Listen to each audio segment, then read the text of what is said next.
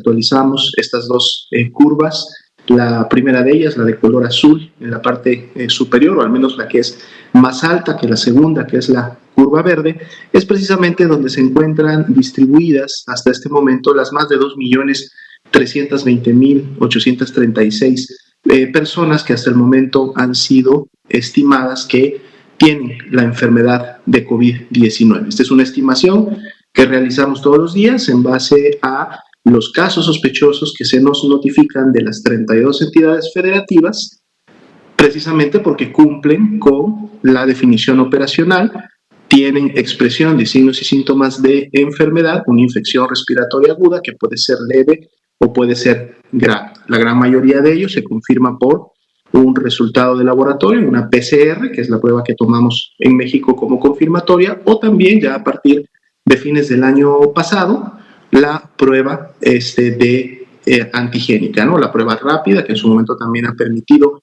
con mayor oportunidad conocer la evolución de la epidemia, ya que sus resultados son en su momento realizados y conocidos en los siguientes 30 minutos, una hora de que son tomados, y por lo tanto son notificados al CISBEN con esa misma oportunidad. Pueden ver ustedes, y lo veníamos recalcando en últimas semanas, tenemos esta ya disminución durante 6 semanas continuas de la carga epidémica, es decir, de la cantidad de personas que se han contagiado y que han enfermado.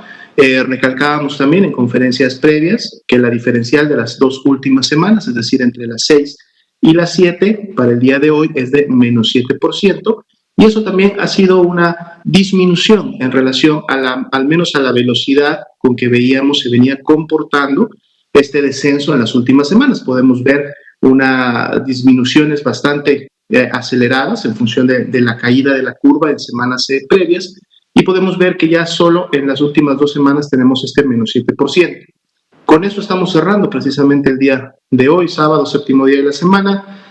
Cierra una semana epidemiológica, estamos cerrando la semana 9, mañana abriremos la semana 10, y por lo tanto, para efectos del gráfico, el día de mañana podremos ver representada ya el comportamiento en la semana 8, y entonces veremos si esta tendencia descendente y el comportamiento de disminución de la epidemia, pues precisamente continúe de esa manera. Vamos a estar atentos. Otro indicador que nos ha estado demostrando también en las últimas semanas ya que la epidemia en México hasta este momento todavía viene en descenso, es precisamente la proporción de casos activos que tenemos en relación al gran total, obviamente, de personas que hasta el momento se contagiaron y enfermaron.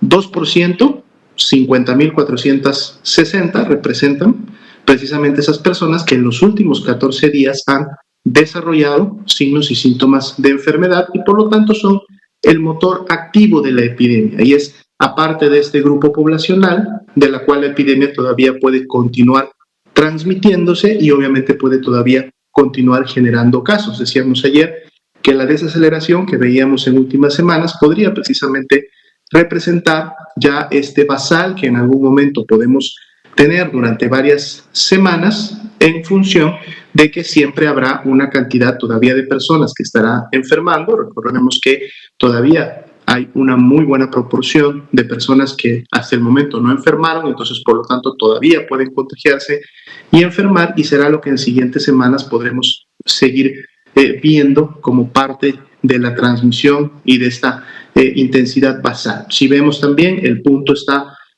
prácticamente estamos cerca o estaríamos por llegar al punto más bajo que tuvimos el año pasado, allá por julio del 2020, en función obviamente a todo el comportamiento de la epidemia.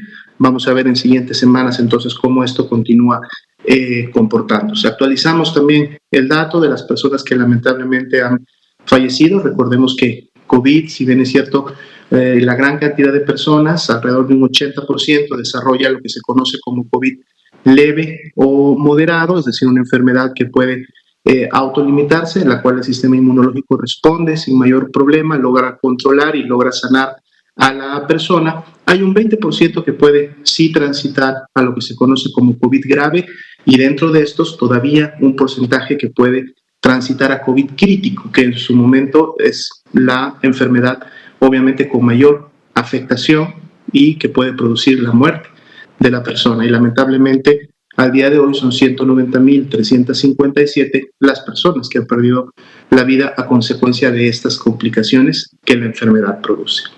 Vamos a ver la siguiente diapositiva. Esta nos muestra precisamente la evolución diaria de la hospitalización nacional. En este sistema, la red IRAG, porque es infección respiratoria aguda grave, todas las unidades COVID, alrededor de 1.000 unidades en el país, reportan todos los días cuáles son sus ingresos, sus egresos y cuál es la ocupación que están teniendo básicamente en los dos tipos de cama.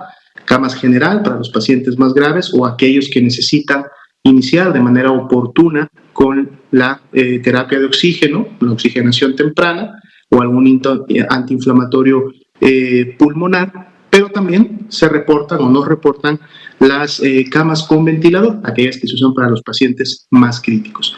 En la curva que está hasta la parte superior, podemos ver el total de ambas camas y en las dos curvas que están en la parte inferior, una de ellas muy parecida al total, podemos ver precisamente el comportamiento de los que están hospitalizados en camas generales y en camas con ventilador.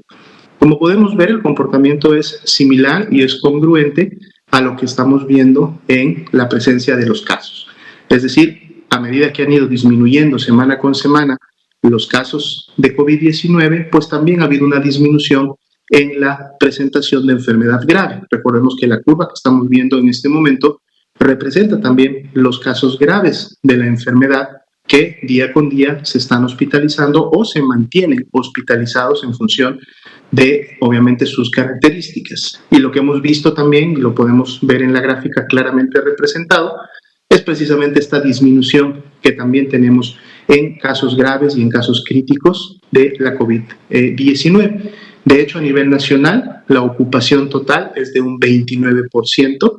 Estamos por debajo de ese 30%, que es el rango, digamos, de mayor seguridad que se tiene establecido para efectos de cuando se está por debajo de un 30%, pues obviamente la transmisión es muy basal para efectos al menos de este indicador de hospitalización que es importante.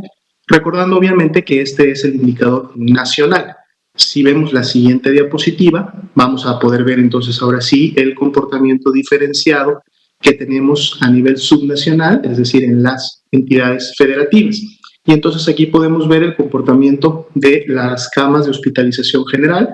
Vean ustedes que ya tenemos varias semanas en donde no tenemos ninguna entidad federativa que tenga una ocupación por encima del 70%, que es este rango máximo de seguridad en donde los procesos de reconversión y expansión deben rápidamente implementarse para poder asegurar siempre la disponibilidad de una cama de hospital para las personas. Y tenemos solamente dos entidades federativas en el rango que se encuentra entre 69 y 50%.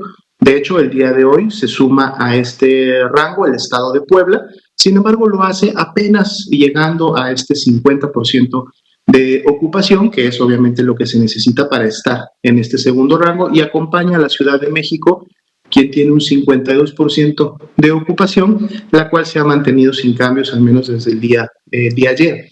Y veamos que dentro del rango que puede obtenerse para este nivel, que va entre el 50 y el 69, pues las dos entidades, Ciudad de México y Puebla, que lo tienen, están prácticamente pegados a nivel bajo, ¿no? Lo cual los pone obviamente en una buena perspectiva de poder salir del mismo y más bien entonces en algún momento integrarse a estas otras 30 entidades federativas que sí están por debajo del 50% de ocupación, lo que significa que tienen más de la mitad de sus camas de hospitalización general disponibles, libres, sin pacientes en este momento, pero listas para poder en un momento determinado también recibir de pacientes graves que así lo requieran. A nivel nacional son 23.209 las camas que se encuentran disponibles para este tipo de pacientes. 28% de ahí nuestra ocupación nacional para camas generales.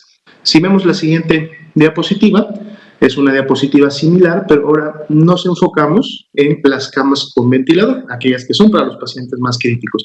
Aquí continuamos solamente con una entidad en un rango entre el 69 y 50. Seguimos sin ninguna entidad por arriba del 70% de ocupación, y en el segundo rango que mencionábamos, pues continúa todavía la Ciudad de México, sin cambios en relación al día de ayer, con un 58% de ocupación, y nuevamente todas las demás 31 entidades federativas con menos del 50% de ocupación y por lo tanto más de la mitad de sus camas disponibles. ¿Cuántas hay a nivel nacional de este tipo de camas? 7,880, y de ahí entonces que tengamos un 31% de ocupación nacional para este tipo de camas.